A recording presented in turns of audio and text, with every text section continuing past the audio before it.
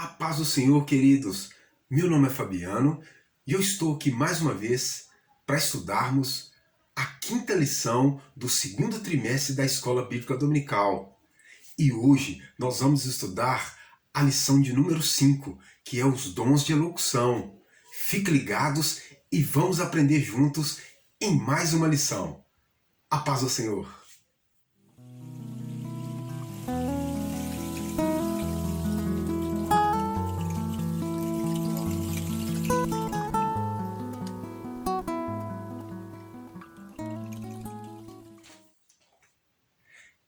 Irmãos, nós já estudamos 6 dos dons espirituais. Os dons de revelação e os dons de poder. Quem lembra quais são os dons de revelação? Vamos relembrar? Os dons de revelação são palavra de sabedoria, palavra do conhecimento e discernimento de espíritos. Semana passada nós estudamos os dons de poder. Os dons de poder é o dom da fé, os dons de curar e a operação de maravilhas. E hoje nós vamos estudar sobre os dons de elocução. Por que dons de elocução, professor? Porque são os dons que estão envolvidos a fala, são os dons que estão envolvidos a língua, são os dons que estão envolvidos a dicção do portador. Né? Então hoje nós vamos estudar o dom da profecia, o dom da variedade de línguas e o dom da interpretação de línguas. E o primeiro dom a ser estudado no primeiro capítulo da lição, no primeiro tópico, é o dom da profecia. E para entender sobre esse dom, nós precisamos entender primeiro o que é uma profecia. O que é uma profecia, professor? A profecia, segundo o teólogo Stanley Horton, a profecia ela é uma mensagem divinamente inspirada na língua que quem está falando e que quem está ouvindo vai entender. Então, a profecia, a primeira característica que ela tem que ter, ela tem que ser divinamente inspirada. Ela precisa ser espontânea e necessita ser divinamente inspirada. Se não for inspirada por Deus, não é uma profecia. A fonte da profecia, ela tem que sempre partir de Deus. Se o portador é a fonte da profecia, logo não é uma profecia. Se aquela mensagem está partindo do portador, não é uma profecia. Ela precisa vir diretamente de Deus. Tá? Então, a profecia, para ela ser uma profecia, ela precisa ser inspirada por Deus. E qual que é o propósito da profecia, professor? O propósito da profecia são 3. Né? Assim como está lá no capítulo 12 de 1 Coríntios, nos versículos 2 e 3. A profecia, ela é para edificar, ela é para exortar e ela é para consolar. 3 propósitos: edificação, exortação e consolação. Se você pegar todos os textos onde nós lemos, onde há os oráculos, né, o oráculo é uma profecia, ela vem sempre carregada de algo que irá edificar, algo que irá consolar e algo que irá edificar. Edificar os propósitos divinos, edificar o reino de Deus, edificar a igreja e colocar em prática a vontade de Deus. Né? O dom de profecia é importante para a igreja, professor? É importante. É tão importante que a Bíblia coloca ele como superior a outros dons. Né? A Bíblia manda buscar com zelo todos os dons, principalmente o de profecia. Porque a profecia é algo que ela alimenta a igreja, é algo que edifica a igreja, é algo que consola a igreja, é algo que é capaz de exortar a igreja. Então, a igreja ela nunca pode virar as costas para a profecia. Professor, se existe o dom de profecia, logo existe um ministério profético, existe um ministério de profeta na igreja? Não existe mais.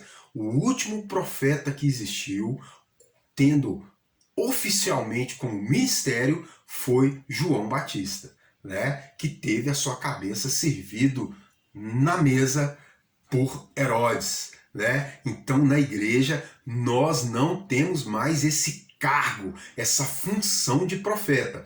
Estou dizendo isso porque em muitas igrejas são cometidos muitas meninices, onde as pessoas vivem andando de um lado para o outro, consultando o profeta como se fosse algo imprescindível, né? Tem pessoas que não saem, não viaja, não sai, não vai para outros lugares sem consultar o profeta. E isso não é bíblico. Não existe base bíblica para isso. Não existe uma base bíblica que sustenta isso. Esse cargo de profeta não existe mais na igreja. Existe o dom de profecia, em que Deus ele pode te usar de uma forma esporádica e de uma forma ocasional, porém não existe mais essa função, esse ofício de profeta na igreja. Então, vamos relembrar o que é uma profecia, professor? Profecia é uma mensagem divinamente inspirada e espontânea para edificar, para consolar e para edificação da igreja, né? Então agora vamos aprender no próximo tópico, que é o dom de variedade de línguas. Irmãos, vamos para o tópico 2. O tópico 2 fala sobre o dom de variedade de línguas. O que é esse dom de variedade de línguas? Que muitas pessoas, às vezes, por falta de temor, faz brincadeiras com isso, às vezes até de uma forma desrespeitosa, brinca com algo tão sério que é o dom de variedade de línguas. O dom de variedade de línguas é uma habilidade sobrenatural e divinamente inspirada de falar em uma língua que ela é desconhecida para quem fala e para quem está escutando. Então, a variedade de línguas é um dom que ela é para a edificação do crente que está falando, onde num momento de muita intimidade com Deus, né, e ela é uma evidência do batismo com o Espírito Santo, né? Então aquela pessoa que ela é batizada com o Espírito Santo, em um momento de extrema intimidade com Deus, ela enquanto ela está em oração, enquanto ela fala com Deus, ela começa a falar palavras em outras línguas, né? Essas línguas estranhas, ela pode ser de um idioma, de uma língua terrestre, né? Ou então ela pode ser de uma língua desconhecida também dos homens, né? Em muitas ocasiões, essa língua estranha, ela pode conter até uma mensagem para algum ouvinte que é de uma outra nação, assim como aconteceu no capítulo 2 de Atos, onde os discípulos foram batizados com o Espírito Santo e eles falavam em uma língua que não era deles. E eles transmitiam uma mensagem em uma língua que não era deles. Era uma língua em que eles nunca haviam estudado para falar aquele idioma, era uma língua que era desconhecida deles, mas através da atuação do Espírito Santo, eles falavam em uma língua que não era a própria da sua nação. Então, o dom de variedade de línguas é um dom que a Bíblia fala que é para a edificação do crente. Edificação do crente. Então, quando você está orando, que você no momento devocional, que você começa a falar em língua estranha, naquele momento Deus ele está edificando você. Aquilo serve para a sua própria edificação. Por isso que Paulo disse que ele prefere falar para a igreja na sua própria língua, né, do que falar para a igreja em língua estranha. Por quê? Porque quando ele fala em língua estranha, ele está edificando a si próprio, né? Por isso que a Bíblia manda você buscar com zelo o dom de profecia, né? Porque o dom de profecia, quando ele fala aos homens, mas o dom de variedade de línguas, ele edifica a si próprio, né? Então, o dom de variedade de línguas é isso. Ele é uma habilidade em que o Espírito Santo ele entrega ao homem de falar de uma forma em que, na grande maioria das vezes, as pessoas que estão em volta não vão entender, né?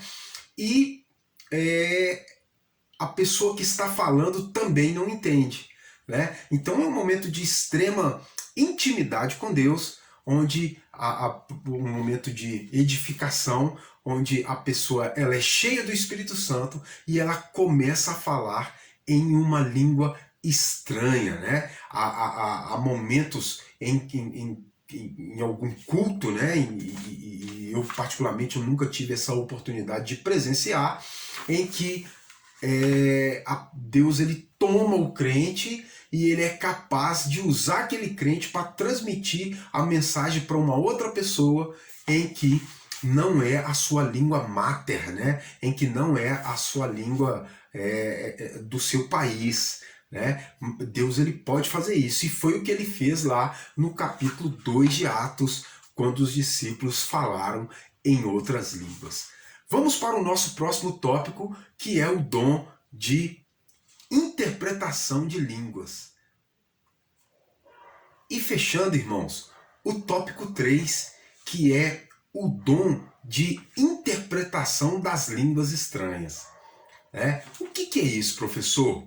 O dom de interpretação de línguas estranhas é uma capacidade que o Espírito Santo dá ao crente de interpretar aquilo que foi falado pelo crente que estava falando em língua estranha, né? Então, aquela mensagem, aquilo que o portador da língua estranha está falando para a igreja, Deus ele usa uma pessoa com o dom de interpretar aquilo que foi falado pela pessoa em língua estranha, né? Então, aquela mensagem que foi falada, que ela tem uma finalidade, né? Ele vai pegar aquela mensagem e vai interpretar para a igreja. Algo sobrenatural, muito parecido com o dom de profecia.